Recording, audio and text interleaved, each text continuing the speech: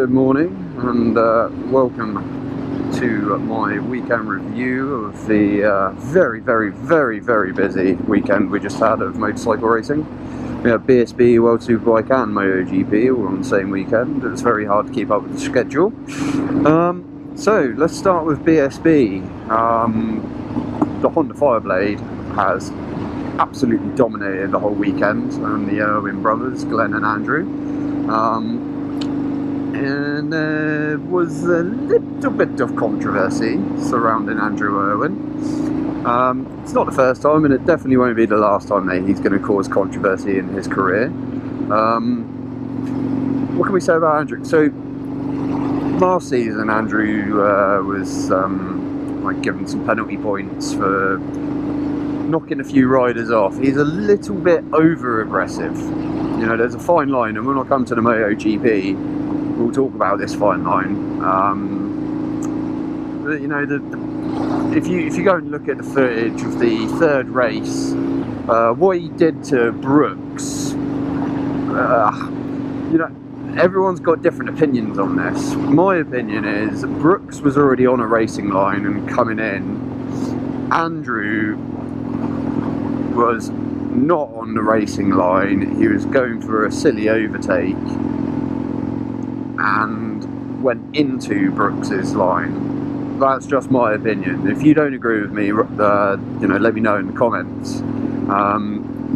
There's a lot of like slow-mos of it, and when you watch it full speed for the first time, you're like, that's a bit of a dick move on Andrew's part, because later on in the lap, on the final hairpin, that's where he had been doing most of his overtaking. And you know, he even almost took out his brother in the last lap of the second race. So, you know, that tells you everything you need to know about Andrew. Like, he is aggressive, and it don't even matter if you're family. He will put a move on you. The other thing that kind of has got me in the mindset that Andy Irwin is wrong, or in the wrong, is his comments in between after race 2. He was talking about that move he put on Glenn on the final corner. I can't show any of the footage because I don't own the rights to it, but go and have a look. It will be out there somewhere. He said, if that weren't my brother, they would have ended up in the grass. You know, if he's only young, he's 25, but you can't be like saying stuff like that in motorsport, especially in motorbike racing, when there's, you know, every crash has the potential of you know, broken bones, you know, career-ending injuries, or even death. You can't be saying that you're willing to put someone in the grass on live TV, and that kind of you know, what he did to Brooks after kind of made me think, yeah, he meant to do that. So yeah, that was BSB. It was a good weekend. In the super sports class, there's a new star on the show. Rory McKenna, I believe is his name. Yeah, definitely one to look out for in the future. He dominated the whole weekend, won all the races, and he's only 18 years old. You know, flying about on a 1000cc motorbike, or 600cc, whatever they are. You know, he's flying about on a super sport bike, and he's winning races against a much more experienced field. So yeah, congratulations to Rory, and you know, I wish him all the best for the future, and definitely one to look out for. Possibly might even get picked up by a team next year and move up into BSB.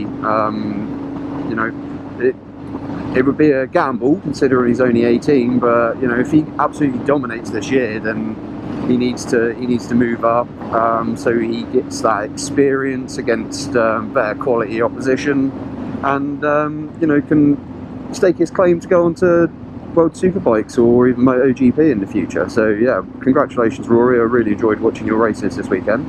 On to World Superbikes.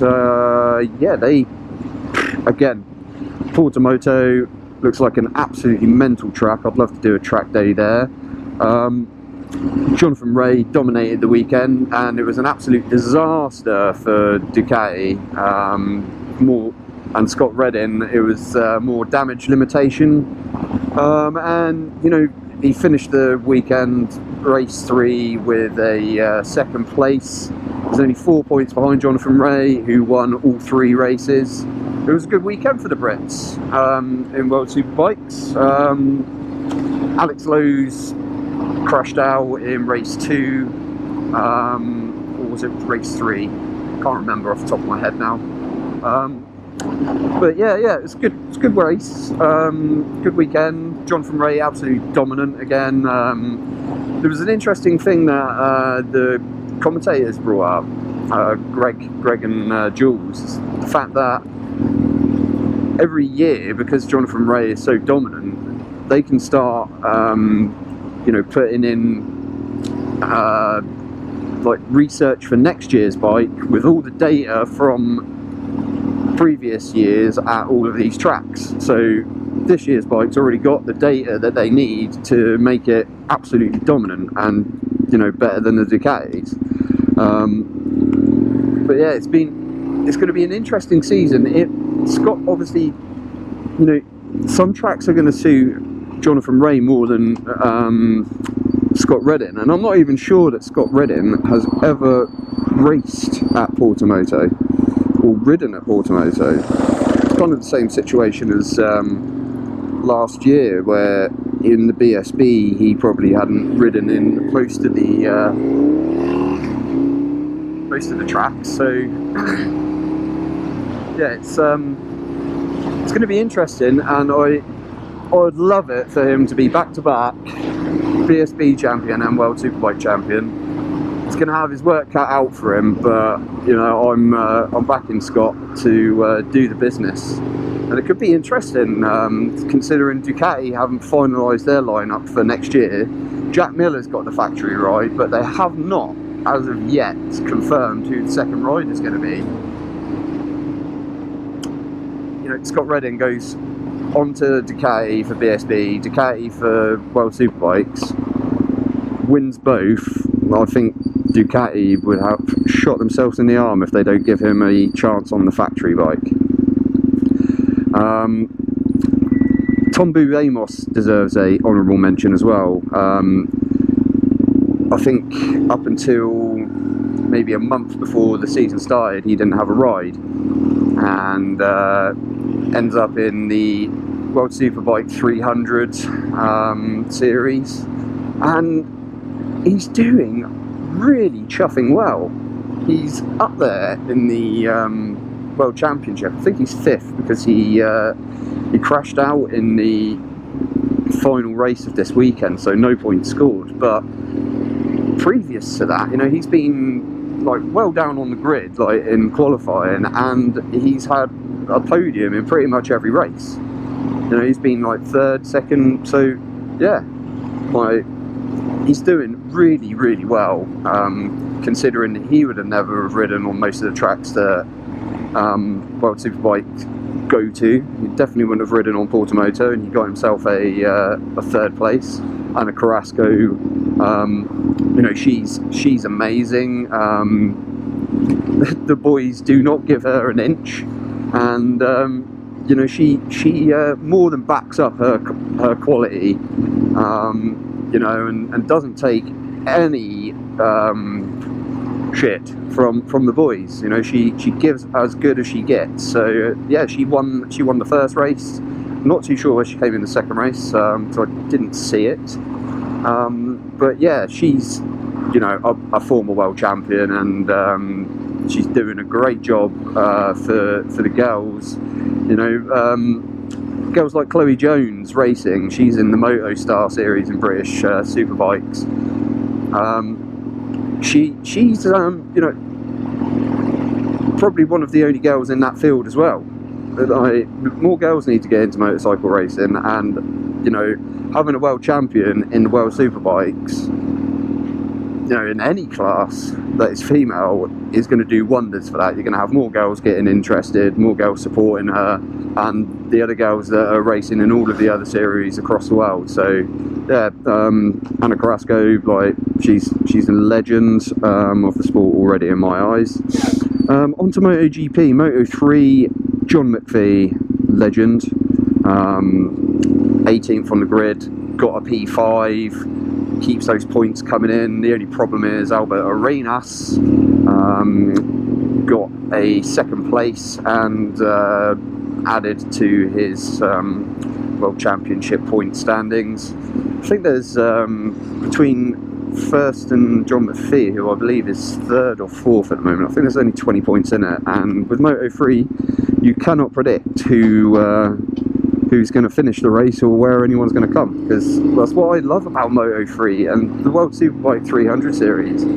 Anyone in that front group, which can be up to like 15 people sometimes, can win in the final like 2 laps. The positions change so much, it's really bloody exciting. So if you've never watched Moto3, give it a go. It's really exciting, and get behind the Brits that are in it. You know, you've got Booth Amos in World Superbikes and Jon McPhee in Moto3. He's actually a contender for the championship this season as well. So, you know, if he gets qualifying sorted next time and is a little bit further up, he'll do the business. And he's got a really good bike with the Pedrosa team. Moto2, what a story, Sam Lowes. Oh, I'm so happy for him. You know, he's made that move from BSB World Superbikes to MotoGP. Went to MotoGP probably a bit too soon. He's won so much in the past, he didn't know what losing felt like. So when he, you know, wasn't getting podiums or anything like that, he didn't have that like support network behind him, and kind of got a bit down in dumps. But you know, he looks revitalised on that Mark VDS Moto2 bike. He really does. He looks like he's turned a corner. He's got like a good team behind him. He did say that he had a mental health coach who was helping him to stay focused, and yeah, it seems to be working. He came second this weekend. Very, very happy. He was very emotional, and I'm very, very happy for him as well. He's put in the work, and yeah, this season hopefully he can get a few wins as well. He can push on and actually win a few, but we'll see. MotoGP, wow, what a race. You had Zarco on a 2019 Ducati, pole man, your pole setter, set off on the race, you know, lost a few places. Quartararo and Morbidelli tried to get away, and then Quartararo started to fade. Actually, I thought he was going to be in for his third win of the season, but he faded away quite quickly. Actually, it was quite sad, quite bad to see really. He didn't stick around at the front like I expected him to. Yeah, so he faded back, and then yeah, God, where did the hell did the KTMs come from? Like, Brad Binder ends up winning the race. No, really happy for him. First South African to do so. It's only going to do great things for the sport in South Africa. And yeah, he's come on like through. He's come through the KTM ranks, Moto3, Moto2, and MotoGP now, and you know, he's doing such a great job. Such a great job. So yeah, like, congratulations to Brad and the whole KTM team. Special mention has to go to Danny Pedrosa, actually. You know, test riding that bike, he has brought out the best in that bike. You know, it's actually a real contender. And you know, with Marc Marquez now not really looking like he's going to be doing much this for the rest of the season. It's going to be really interesting to see who actually turns out champion. I do hope it's Quartararo. He deserves it after his rookie showing last season when he, out of nowhere, no one expected him to do much, and he goes and gets podium after podium and pole after pole. I do hope it's Quartararo, but I mean, it throws a spanner in the works if Mr. Binder and KTM are gonna. You're going in there, okay? Throws a spanner in the works if Brad Binder and KTM are gonna get involved and do a job. That's called graffiti. So yeah, does really throw a spanner in the works. If KTM are going to be contenders, the Aprilia looked really good as well. Alex Rins, he looked really, really good.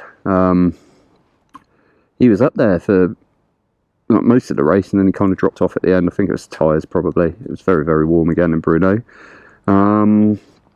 Yeah, not much more to say on the MotoGP. It's really exciting without Marc Marquez. On Marc Marquez, news came out that he'd done his arm in again this week, opening the door. And I'm going to do a dramatic representation of what that possibly looked like right now. I'm now going to do something that is very dangerous. Marc Marquez re-broke his arm this way. He shut the back door.